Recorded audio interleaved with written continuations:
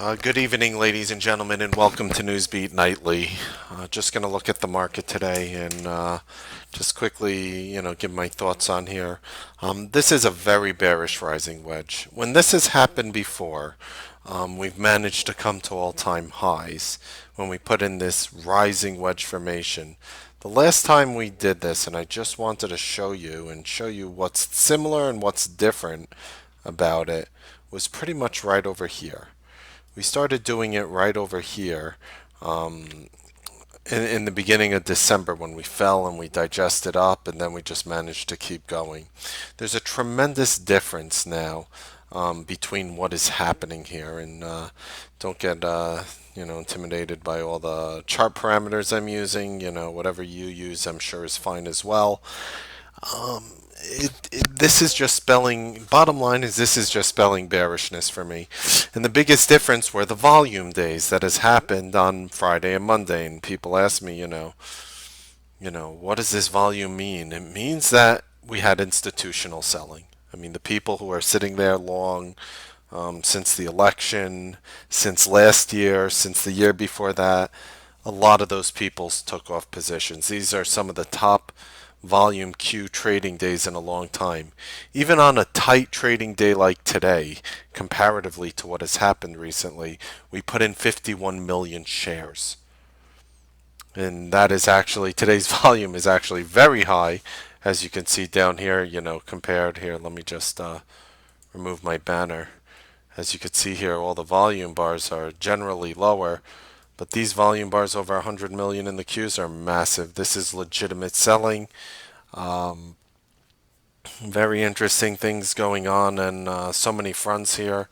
It's really hard to say what would be a catalyst that would bring us down. Will it be Russia? Will it be, whatever is being investigated, into our president? Whatever happens, is it going to be Iran? Is it going to be Israel? Is it going to be, Russia? Is it going to be North Korea? I mean, China? So many question marks around us, but we've managed to remain resilient every step of the way. We've managed to remain resilient. We've had actually, and again, I'm not, I've been trading longer than most people, and I have not been trading longer than a lot of people. And that's how I sort of view my career. 18 years. I've been doing a lot of this intraday stuff and whatnot. I know there's people in my room who've been doing it over 50 years, 60 years. So again, I'm nowhere within that league yet, but I've seen it long enough where I know what a legitimate down move looks like. Now let me spell it out what can happen here. The most likely formation is, we're going to resolve by Thursday. I'm not saying, oh yeah, sometime in the future we'll have a down move. That's a very analyst approach, Like the analyst, there's one analyst who, this guy, Barron, who runs Barron Asset Management, whatever, he runs his own fund. He's a billionaire. Says Tesla's going to $1,000. The truth is, you can never be wrong with that target unless Tesla goes out of business. Because even if Tesla drops to $50 tomorrow, it could eventually get to 1,000. So I think it's very important when you have price targets on things and making, comments that you at least have some form of time frame. For me, I think we'll get a resolution latest by Thursday, meaning it happens tomorrow or it happens after tomorrow. Now, what do I mean by resolution? It will resolve 100%, but will it resolve negatively? That's not 100%. We have the Fed coming out tomorrow. I think the Fed is such a joke. I mean, in my perfect world, the Fed doesn't exist. And people are like, why? Why would you say that about the federal government and the Federal Reserve? Because the Federal Reserve is a private company. That is why. The Federal Reserve, the federal government, it's a private company. It has nothing to do with the United States government. And when I tell that to people, they're like, really? What? You mean a private company is printing our money that has no connection at all to government? Like, there's no .gov at the end of their website? That's right. You heard me. The Federal Reserve is a private company. When the Federal Reserve gives their opinion, it's like, not to sound crude, but they say like opinions are like asses. Everybody has one. And when the Fed is going to come out, I remember the time where um, back in 2000, when everybody would sit there with a dictionary trying to understand Ben Bernanke, and nobody was able to understand him because the guy's vocabulary. I mean, he's going to make Webster himself take a second look at his own dictionary. So, what are the implications? Okay, Fed's going to come out tomorrow. Doesn't really matter what they say. What matters is how people are going to react to what they say. Now, when they lower and raise interest rates, or bank lending rates, rather, yeah, that does have an effect. It has an effect on all the banks out there and companies who have bank status even though they're not a bank at all, like Goldman Sachs, for example, can borrow at the Fed lending rate. and and there's no Goldman Sachs ATM out there for you to withdraw money either. So what's going to happen tomorrow is they're going to shoot out their news, and I think we head lower. And that's because I would give more credence to what's showing here on the chart than whatever the Fed wants to say tomorrow. Well, you think it really matters? Oh, we're keeping interest rates the same. At least they're not raising them. Flashback. Let me take you back to a year called 1999 and 2000, where Ben Bernanke would come on and raise half a basis point every single time, raising it, raising it, raising it, raising it. And you know what the market did? It exploded through the ceiling. And it went up and up and up and up and up. So when people are sitting here saying, oh, I hope they don't raise rates, I'm sitting there thinking, like, do you really think that that's going to move the market up or down? Like, do you think like that's the deciding factor? That's the reason why Amazon should be at $800 as opposed to $1,200, or at $600 as opposed to $1,500 or $2,000. You think like that's what it? You think that's the deciding factor?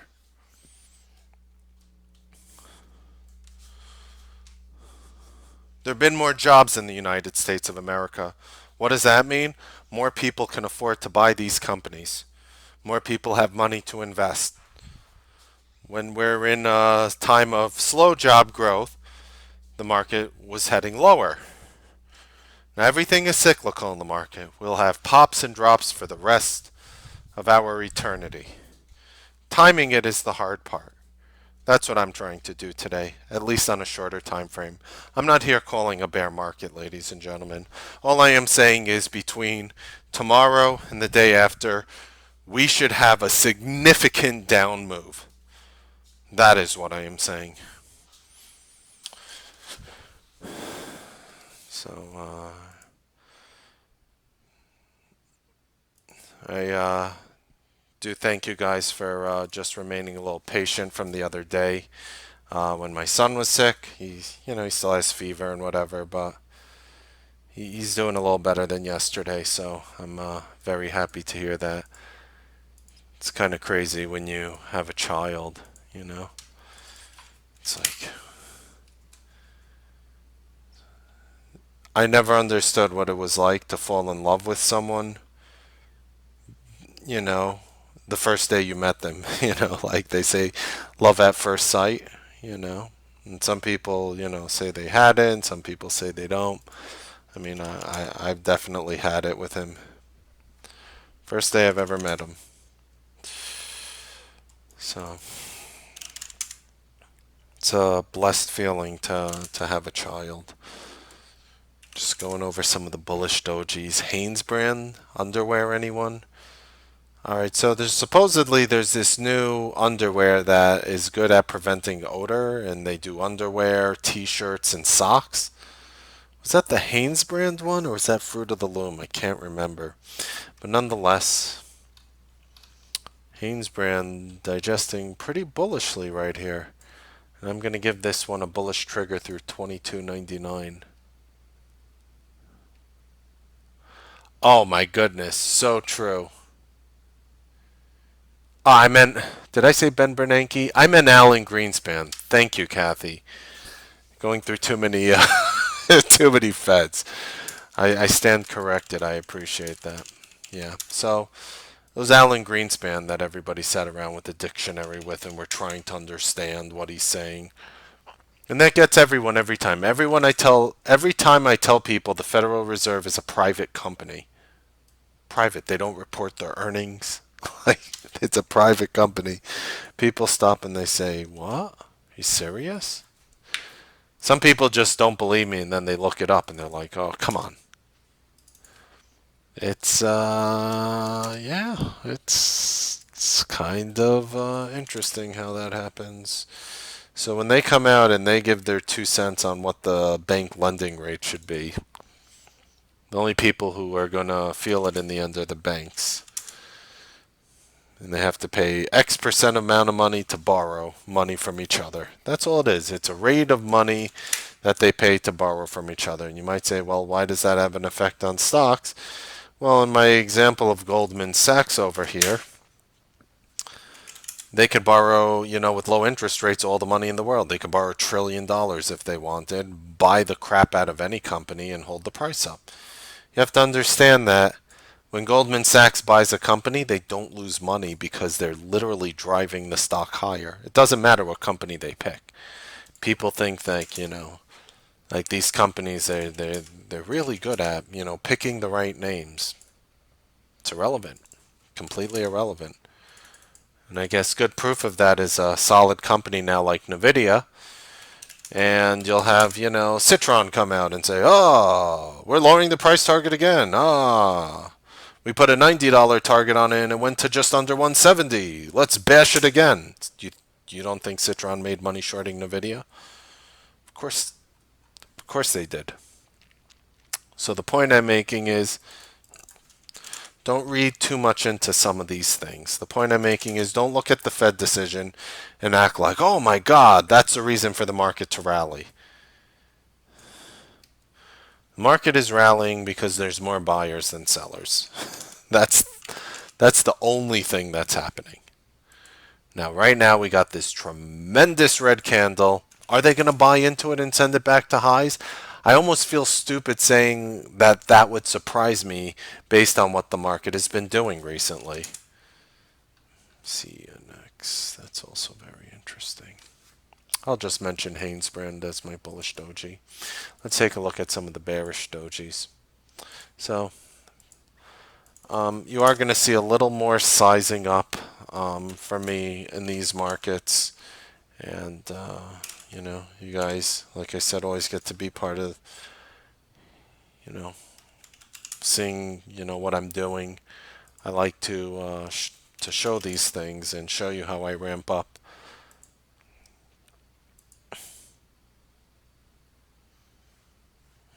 That's it on the bearish dojis. I mentioned Apple. Yikes, is Apple bearish. Yikes. And guess what? Apple is also going to resolve by Thursday. I'm going to mention Apple bearishly again. Electronic Arts was a nice one. That's also super. All these names are just super bearish.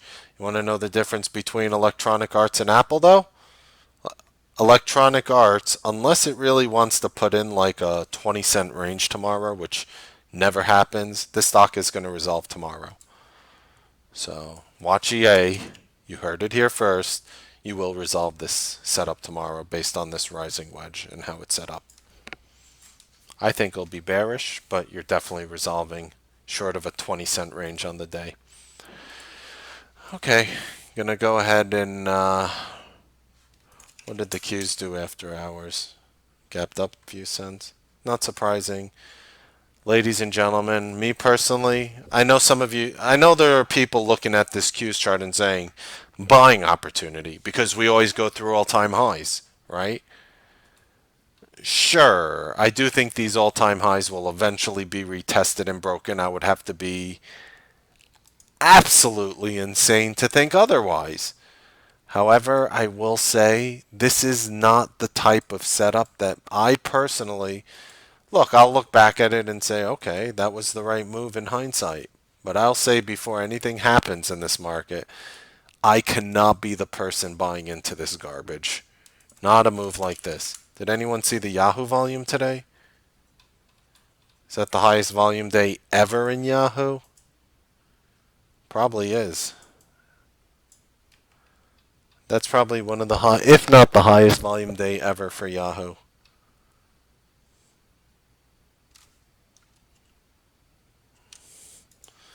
And that's, of course, because Baba went down.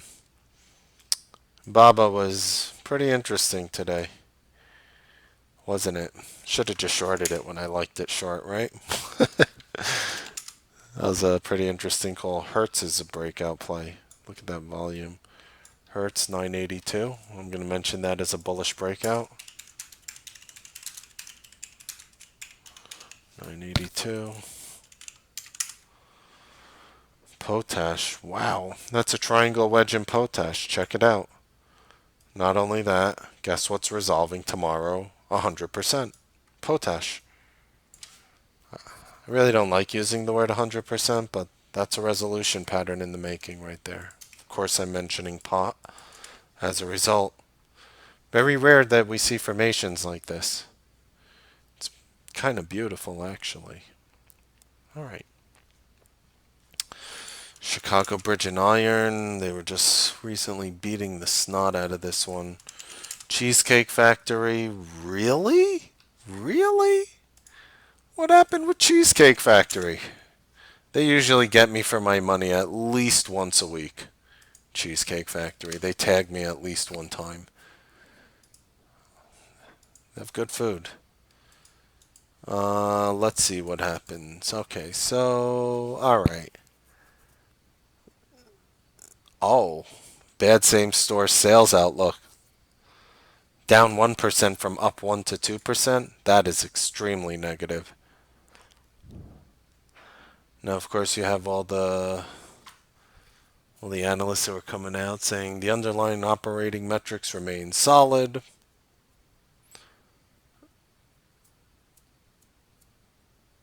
Jeffries had an underperform rating, upgraded it to hold. I'm mentioning it bearishly through 5206.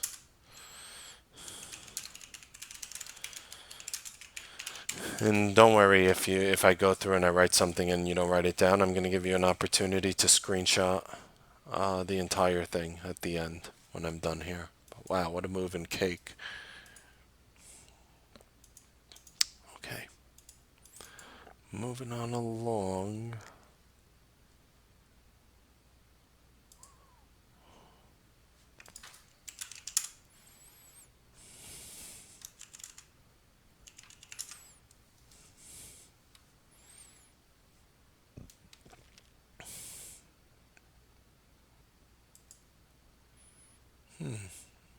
A lot of moves, a lot of names digested today. So I think it's going to be, and I'm telling you now, I've been doing this experiment. I'm risking $1 million. So I have a lot more buying power than that too, to risk that money. So don't be surprised if one of these days you're going to see me come in and I'm going to buy, a few thousand puts in Apple or Facebook on a day that I feel like we're going to be bearish. I mean, I'm not saying I will do that or won't do that tomorrow, but just letting you guys know that I'm very open to these ideas. I really do think this market, I think this market is conquerable, where you can try to make some good intraday money on. Oh well. Probably should be in the main VTF, but I'm not. I'd like to be. I would get more exposure to more people. But for now, I really want to help people, so that's why I'm streaming this right now on YouTube.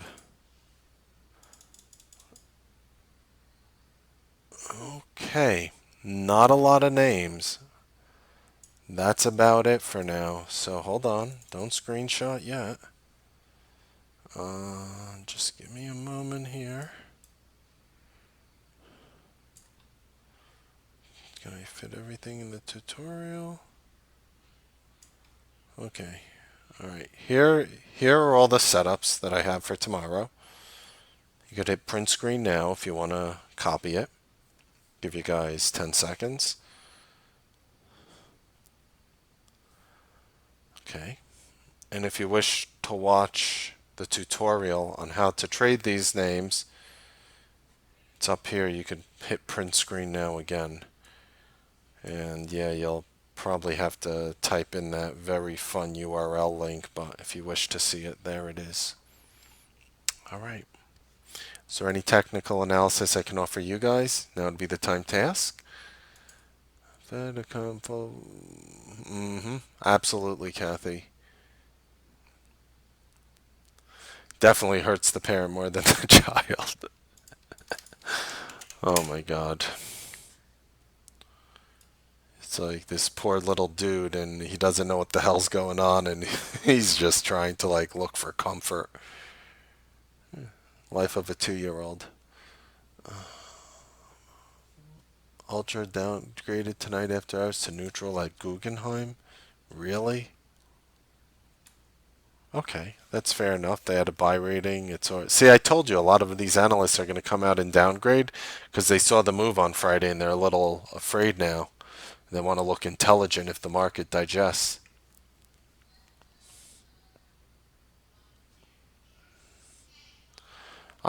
Absolutely, Ken. I'm implying that Apple is bearish. I am implying the Qs is bearish. Like I said, Thursday, either tomorrow or Thursday, we'll have a big red bar in the triple Qs. Amazon first screen bar and volume. Oh, Amazon is. Hate to say it because I love the company. I think it's one of the best companies on the planet. You likely resolve negatively tomorrow. I wouldn't be surprised. I see it's up a little after hours. I'm not biting into that bullshit. This thing wants to head lower. I'll buy. I'm not saying I'm going to buy puts on this one. To me, Apple is a little more bearish because you're underneath the 50 moving average. I'd rather buy Apple puts than Amazon. That's just my preference. Facebook. I mean, come on. Come on. Look at this. Look at that. It's resolving tomorrow. Hertz looks good. I agree, Joseph. Beautiful volume breakout. Let's see what I didn't show you here on this. This is the only thing that I'm a little concerned about, that you sort of closed right on the trend line. So tomorrow in that Hertz, Joseph, 944 will be the key level to hold. I'm with you. Baba might turn into Twitter. I saw that comment earlier too.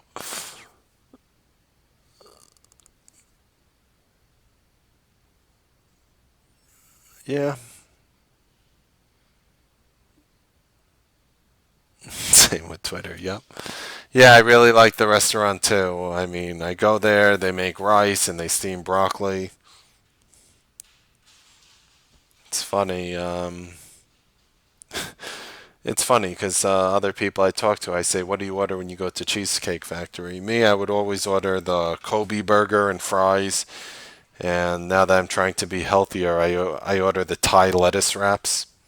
Good stuff over there. IWM.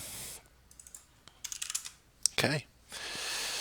It looked very bullish to me when you were talking about it yesterday. It still does. Yes, resistance is right overhead. Be interesting to see if we test this. Yep. All right, ladies and gentlemen. Hope you guys enjoyed the Newsbeat Nightly. Happy trading, make money. We'll see you guys tomorrow morning on the Newsbeat Live trading broadcast. Have a wonderful